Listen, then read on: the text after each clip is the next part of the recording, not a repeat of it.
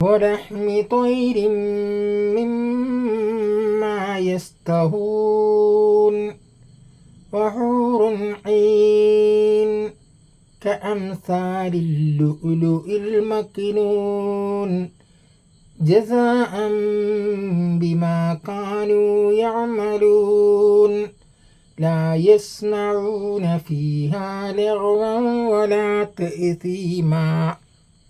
സ്വർഗാവകാശികൾ ഇച്ഛിക്കുന്ന ആഗ്രഹിക്കുന്ന പക്ഷിമാംസങ്ങളുമായി ആ ബാലന്മാർ നിങ്ങളുടെ മുന്നിലെത്തും എന്നാണ് പരിശുദ്ധ ഖുർആൻ സൂറത്തുൽ വാഖിയയിലൂടെ പറയുന്നത്.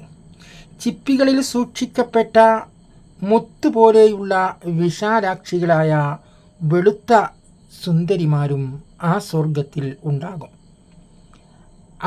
അവരനുഷ്ഠിച്ചിരുന്ന ആ സ്വർഗാവകാശികൾ അനുഷ്ഠിച്ചിരുന്ന പുണ്യങ്ങൾക്കുള്ള പ്രതിഫലമാണ് അതൊക്കെയും. ശാന്തി സമാധാനം എന്നല്ലാതെ നിരർത്ഥ വാക്കുകൾ അധിക്ഷേപങ്ങളോ അവർക്കിടയിൽ കേൾക്കാൻ പോലും ആവില്ല. സ്വർഗാവകാശികളിൽ അർത്ഥമില്ലാത്തൊരു വാക്കുകളോ അല്ലെങ്കിൽ ആക്ഷേപങ്ങളോ നിരർത്ഥകമാകുന്ന ഒരു വാക്കുകളോ ഒരു കാര്യങ്ങളും പറയുകയില്ല. സ്വർഗാവകാശികൾ ചിത്ത സംസാരങ്ങൾ അത് ഭൂമിയിൽ ജീവിക്കുമ്പോഴും സത്യവിശ്വാസികളുടെ സൽക്കർമ്മികളുടെ നല്ല മനുഷ്യന്മാരുടെ അടയാളങ്ങളായിട്ട് അങ്ങനെ പറഞ്ഞിട്ടുണ്ട്. നല്ല മനുഷ്യന്മാർ സൽസ്വഭാവികളുടെ കൂട്ടത്തിൽ പറഞ്ഞത് അമിതമായി ഓവറായിട്ട് സംസാരിക്കാത്ത ആളുകളെ, സംസാരിക്കുമ്പോൾ തന്നെ വലിയവരുടെ ഇടയിൽ കയറി സംസാരിക്കാത്തവർ, ഭവ്യതയോടെയും വിനയത്തോടും കൂടി പുഞ്ചിരിയാൽ സംസാരിക്കുന്ന ആളുകളെ, ഇങ്ങനെയുള്ള ആളുകളൊക്കെ ആ ഇനത്തിൽപ്പെടുന്നവരാണെന്ന് അടയാളം പറഞ്ഞിട്ടുണ്ട്. സ്വർഗാവകാശികളുടെ ലക്ഷണമാണത്. ഇനി നരകത്തിലേക്ക് കടക്കാനുണ്ട്. നരകത്തിനെ സംബന്ധിച്ച് ഈ സൂറത്തിൽ അതേമാതിരി തന്നെ പറയുന്നുണ്ട്. ഇതാ വഖഅത്തുൽ വാഖിയ സൂറത്തിൽ وأصحاب الشمال ما أصحاب الشمال في سموم وحميم وظل من يحموم لا بارد ولا كريم إنهم كانوا قبل ذلك مترفين وكانوا يصرون على الحنث العظيم وكانوا يقولون أإذا متنا وكنا ترابا وعظاما إنا لمبعوثون. എന്താണ് ഈ നരകാവകാശികളുടെ സ്ഥിതി? അവർക്കെന്താണ് തയ്യാർ ചെയ്യപ്പെട്ടിട്ടുള്ളത്? അവരുടെ സ്ഥിതിയാണ് പറയുന്നത്. അവർ തിളച്ച് മറിയുന്ന, അതുപോലെ തുളച്ച് കയറുന്ന തീക്കാറ്റിനാലും തീക്ഷ്ണമായ തിളച്ച് മറിയുന്ന ചുടുജലത്തിലും തണുത്തതോ സുഖകരമോ അല്ലാത്ത കടുത്ത കരിമ്പുകയുടെ തണലിലുമായിരിക്കും അവർ. കരിമ്പുകയുടെ തണലിൽ തീക്കാറ്റാണ് അടിക്കുന്നത്. തിളച്ചു മറിയുന്ന ജലമാണ് അവർക്ക് മുന്നിലുള്ളത്. നിശ്ചയം ദുനിയാവിൽ സുഖാഡംബരങ്ങളിൽ വലയം പ്രാപിച്ചവരും വൻ പാപങ്ങളിൽ ഉറച്ച് നിൽക്കുന്നവരുമായിരുന്നു അവർ. വൻ പാപങ്ങളിൽ ഉറച്ചു നിൽക്കുന്നവരുമായിരുന്നു അവർ. പാപങ്ങളിൽ തന്നെ ചെയ്തുകൊണ്ടിരിക്കും. എന്നായാലും മരണം വേണ്ടേ, നമ്മളിവിടെ സുഖിക്കുക, അടിച്ചു പൊളിക്കുക എന്നൊക്കെ പറയുന്ന ഒരു തരം ജീവിതമായിരുന്നു അവരുടേത്. മരിച്ചിട്ട് മണ്ണും അസ്ഥികളുമായി കഴിഞ്ഞിട്ടാണോ ഞങ്ങളും പൂർവ പിതാക്കളും ഉയർത്തെഴുന്നേൽപ്പിക്കപ്പെടുക എന്നവർ ചോദിക്കുകയുണ്ടായിരുന്നു. എന്നവർ ചോദിച്ചിരുന്നു, മരിച്ച് മണ്ണായിട്ട് ഞങ്ങളും ഞങ്ങളുടെ പൂർവ്വപിതാക്കളുമൊക്കെ ജീവിക്കുമോ, എന്നിട്ടാണോ ഞങ്ങൾ ജീവിക്കൽ എന്ന് വെച്ചാൽ അവർക്ക് അത് വിശ്വസിക്കാൻ കഴിഞ്ഞിരുന്നില്ല. അത് പറയുമ്പോൾ അവരങ്ങനെ കേൾക്കും എന്നല്ലാതെ ഒരു ഉയിർത്തെഴുന്നേൽപ്പിൻ്റെ സ്വഭാവം അവർക്ക് മുന്നിൽ പല സംഭവങ്ങളും അള്ളാഹു കാട്ടിക്കൊടുത്തിട്ടുണ്ട്. ഒരൊറ്റ നിമിഷം കൊണ്ട് മുളച്ചു പൊന്തുന്ന കൂന്, അതുപോലെ ഒരു നിമിഷം കൊണ്ട് ചിറക് വെക്കുന്ന ഉറുമ്പ്, ചെതിൽ, അങ്ങനെ പലതും ഇവിടെ കാണിച്ചു കൊടുത്തു. എന്നിട്ടും അതിലൊന്നും പാഠങ്ങൾ പഠിക്കാതെ അവരുടെ സുഖലോലുപതയിൽ അലിഞ്ഞു ചേർന്നു.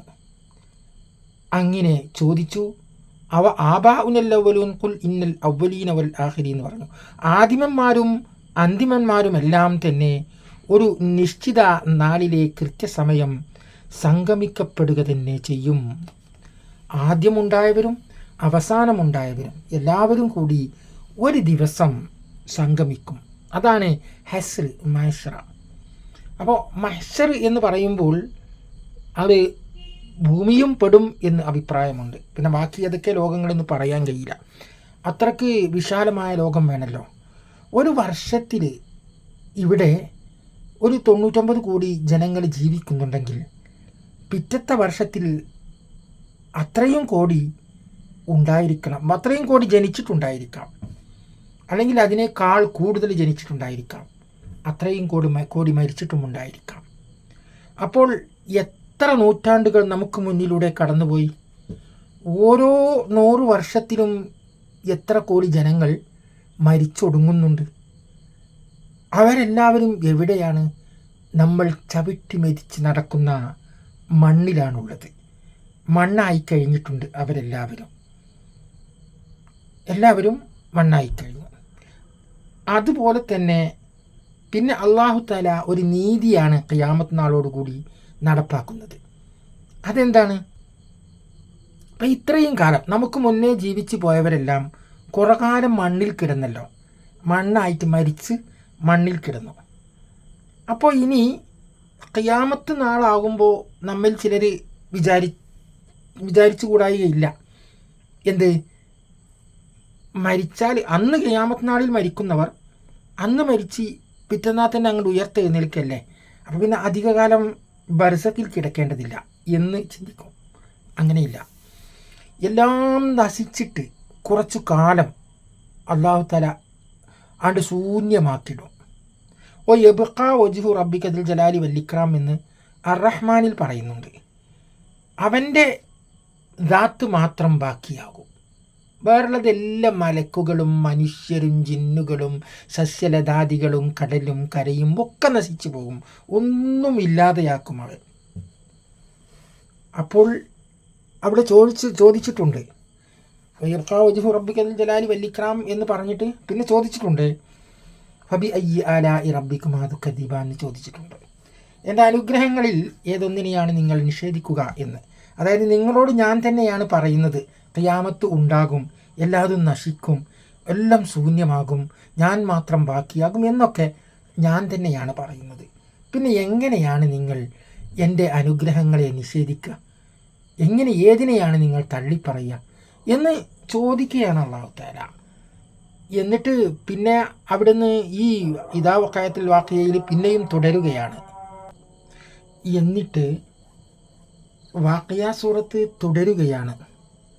ലമജ്മൂന ഇലാ മീഖാതി യൗമിൻ മഅലൂം ثم إنكم أيها الضالون المكذبون لآكلون من شجر من زقوم فمالئون منها البطون فشاربون عليه من الحميم فشاربون شرب الهيم هذا نزلهم يوم الدين. എന്നിട്ട് എന്താ പറയുന്നതെന്നറിയോ? നിഷേധികളായ ദുർമാർഗികളെ, നിങ്ങൾ സഖൂം വൃക്ഷത്തിൽ നിന്ന് വയറു നിറയെ ഭക്ഷിക്കുക. സ്വർഗത്തിൽ അവർക്ക് ഇഷ്ടമുള്ള ഭക്ഷണങ്ങൾ ഉണ്ടായിരുന്നു, ഇഷ്ടമുള്ള പഴങ്ങൾ. അത് കൊണ്ടു കൊടുക്കാൻ അവർ നേരിട്ടെടുക്കണ്ട, അത് കൊണ്ടു കൊടുക്കാൻ അവിടെ ബാലന്മാരുണ്ടായിരുന്നു, മക്കൾ, സ്വർഗത്തിലെ മക്കൾ.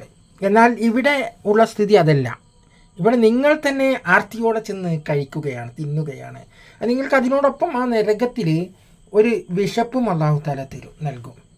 നിങ്ങളുടെ ശരീരമാണെന്നുണ്ടെങ്കിലോ ഈ ഇരുമ്പിൻ്റെ പ്രകൃതിയാണ് ശരീരം. നരകത്തിൽ ഇരുമ്പ് തീയിൽ പഴുത്താൽ പിന്നെയും അത് ഇരുമ്പായിട്ട് തന്നെ നമ്മൾ കയ്യിലെടുക്കുമ്പോൾ പിന്നെയും തീയിലേക്ക് ഇട്ടാൽ പഴുത്ത കട്ട പോലെയാകും.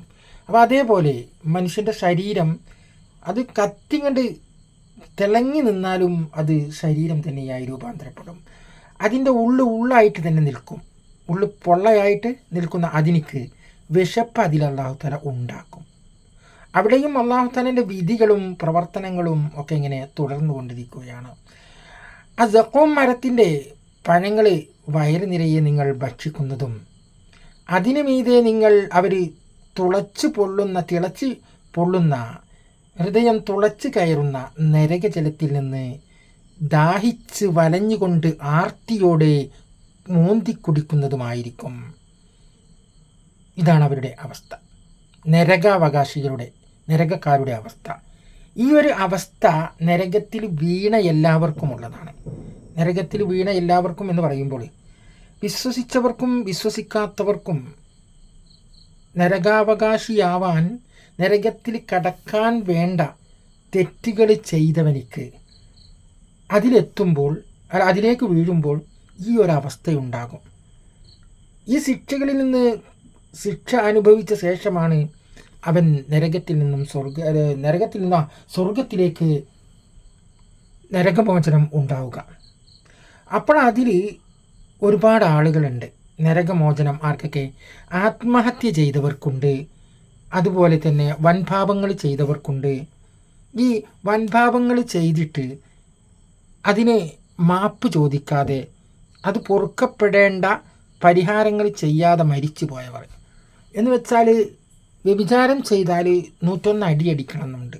ആ അടി കൊള്ളാതെ പോയവർ, അടിക്കപ്പെടാതെ പോയവർ, പിന്നെ ഭാര്യ ഭർത്താക്കന്മാരാണ് ചെയ്തതെങ്കിൽ അവരെ എറിഞ്ഞു കൊല്ലണമെന്ന് വിധിയുണ്ട്, ശരീഅത്തിൻ്റെ വിധി. ആ വിധി അനുഭവിച്ചില്ലെങ്കിൽ ഇതേപോലുള്ള ശിക്ഷകൾ അനുഭവിക്കേണ്ടി വരും. അല്ല, അനുഭവിച്ചാൽ ഈ ശിക്ഷകൾ പിന്നെ അനുഭവിക്കേണ്ടി വരില്ല. പിന്നെ ഉള്ള ഒന്ന് എന്താണ്? ഹജ്ജിന് പോയാൽ, ഹജ്ജ് ചെയ്താൽ പാപങ്ങൾ പൊറുക്കപ്പെടുമെന്നുണ്ട്. അപ്പോൾ അല്ലാഹു തആല അവൻ്റെ മനസ്സിൻ്റെ ഉരുക്കത്തിനനുസരിച്ചാണ് അവൻ ഹജ്ജ് സ്വീകരിക്കുക. അങ്ങനെ സ്വീകരിച്ച് അവൻ മാപ്പ് നൽകിയിട്ടുണ്ടെങ്കിൽ ഇൻഷാ അല്ലാഹ് അവനിക്ക് രക്ഷപ്പെടാം. അപ്പോൾ ഈ നരകത്തിൽ കടക്കാതെ തന്നെ രക്ഷപ്പെടാം. അതാണ് അതിൻ്റെ ഒരു പ്രത്യേകത. അതിനാണ് നമുക്ക് ഈ ഹജ്ജൊക്കെ വെച്ചത്. അപ്പോൾ ഹജ്ജ് ചെയ്യാൻ കഴിഞ്ഞില്ലെങ്കിലോ എന്ന് വരും. ചില ആളുകളുടെ തൗബ അള്ളാഹു സ്വീകരിക്കും. അള്ളാഹു തൗബ സ്വീകരിച്ചാൽ നമുക്ക് രക്ഷപ്പെടാം, അല്ലെങ്കിൽ നമ്മൾ ശിക്ഷിക്കപ്പെടും. ഒരു മുഅ്മിനായ മനുഷ്യൻ വ്യഭിചാരം ചെയ്തതുകൊണ്ട് അവൻ ഇസ്ലാമിൽ നിന്ന് പുറത്തു പോകുന്നില്ല. അതേ സ്ഥാനത്ത് ഞാൻ ഇസ്ലാം മതത്തെ ഉപേക്ഷിച്ചു, എനിക്ക് ഇഷ്ടപ്പെട്ട ആളുടെ കൂടെ പോവുകയാണ് എന്ന് പറഞ്ഞ് മനസ്സാ വാച കർമ്മണ പറഞ്ഞാൽ അവൻ പിന്നെ അമുസ്ലിമായി, തീർത്തും നരകാവകാശി തന്നെയായി. അവനിക്ക് പിന്നെ മോചനം അതിൽ നിന്ന് വേണമെങ്കിൽ ഫുഖഹാക്കൾ പറയുന്ന വിധി പ്രകാരം, ശരീഅത്ത് കോടതി വിധിക്കുന്ന വിധി പ്രകാരമാണ് അതിൻ്റെയൊക്കെ അവസ്ഥ. ഏതായാലും ഇനി നമുക്ക് ഇവിടെ നിർത്താം, ബാക്കി തുടരാം. അസ്സലാമു അലൈക്കും വറഹ്മത്തുള്ളാഹി വബറകാതുഹു. സബ്സ്ക്രൈബ് ചെയ്യുക, ഷെയർ ചെയ്യുക. അള്ളാഹു നമുക്ക് നേർവഴി തരട്ടെ. നമ്മളുടെ പാപങ്ങൾ പൊറുക്കാൻ വേണ്ടി നമ്മൾ ചെയ്യുന്ന തൗബ അവൻ സ്വീകരിക്കട്ടെ ഇൻഷാ അല്ലാഹ്.